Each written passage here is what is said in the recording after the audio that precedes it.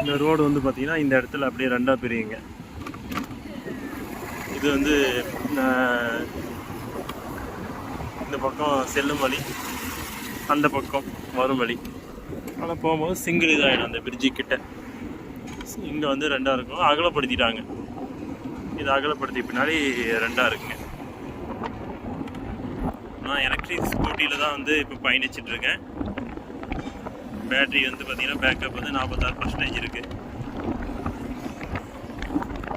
52 km/h. ஆனால் 52 km வேகம்லாம் போகாது இது எலக்ட்ரிக் ஸ்கூட்டி. இந்த மாடல் வந்து இது அவ்வளோ காட்டுது, ஆனால் அவ்வளோ வேகம் இருக்காதுன்னு நினைக்கிறேன்.